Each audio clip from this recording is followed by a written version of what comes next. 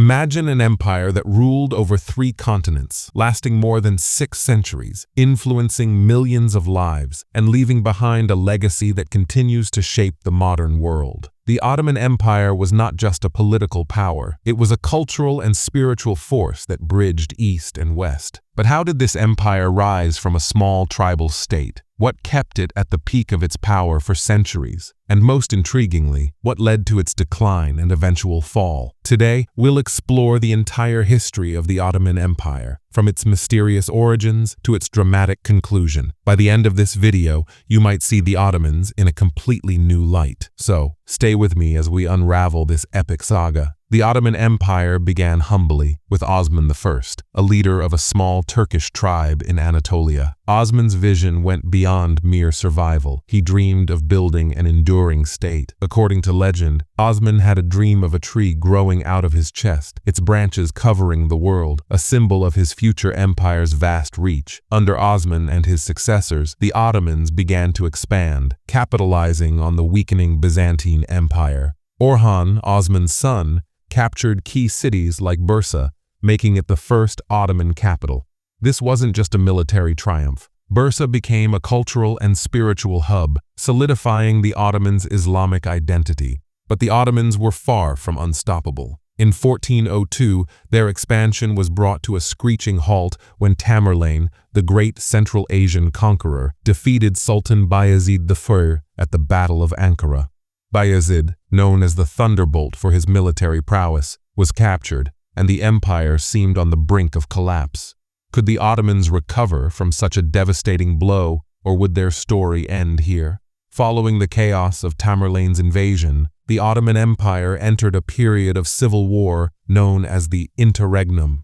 Bayezid's sons fought bitterly for control, and the empire seemed destined for fragmentation. It was Mehmed I, known as the Restorer, who finally reunited the empire. His reign marked the beginning of a new era, one focused on stabilization and recovery. Mehmed rebuilt the state's administrative structure and restored the army's strength, laying the groundwork for future conquests. Under his successor, Murad II, the Ottomans pushed into the Balkans, capturing Thessaloniki and defeating the Christian coalition at the Battle of Varna in 1444. Murad's reign also saw the rise of the Janissaries, an elite military corps that became one of the empire's most formidable forces. Now, we arrive at one of the most iconic figures in Ottoman history, Mehmed II, known as Mehmed the Conqueror. His ambition was nothing short of legendary. At just 21 years old, he accomplished what countless others had failed to do. He captured Constantinople. Using advanced military technology, including massive cannons capable of breaching the city's ancient walls, Mehmed led his forces to victory in 1453. The fall of Constantinople marked the end of the Byzantine Empire and the beginning of Istanbul as the Ottoman capital. Mehmed didn't stop there. He expanded Ottoman territory into the Balkans and Anatolia, laying the foundation for an empire that would span 3 continents. But Mehmed wasn't just a conqueror, he was also a visionary administrator. He welcomed people of diverse faiths into his empire, creating a cosmopolitan society that became a hallmark of Ottoman rule. How did Mehmed balance his role as a fierce warrior and a forward-thinking statesman?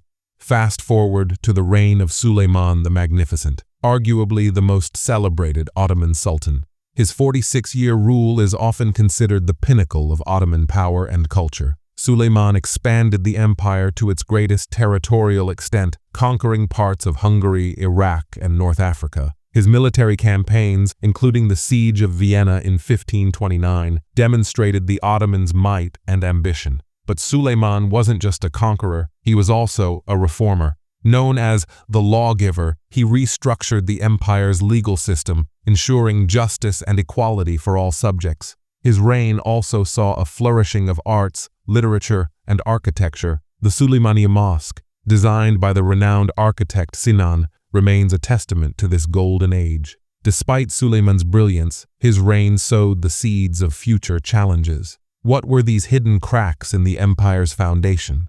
After Suleiman's death, the empire entered a period of slow decline. Selim II, known as Selim the Sot, was a stark contrast to his father. While Suleiman had been a warrior and reformer, Selim was more interested in luxury and leisure. This era saw a weakening of central authority, with palace intrigue and corruption becoming more prevalent. The empire suffered significant defeats, including the loss at the Battle of Lepanto in 1571, where a coalition of European powers dealt a blow to the Ottoman navy. Yet, the Ottomans remained resilient. Under leaders like Murad IV, they regained some of their former strength. Murad is remembered for his strict reforms and military successes, including the capture of Baghdad in 1638. Could strong rulers like Murad IV reverse the tide of decline, or was the empire's fate already sealed? The 18th and 19th centuries were a tumultuous time for the Ottomans. The empire faced increasing challenges from European powers, nationalist movements within its borders, and the Industrial Revolution, which left the Ottomans technologically behind.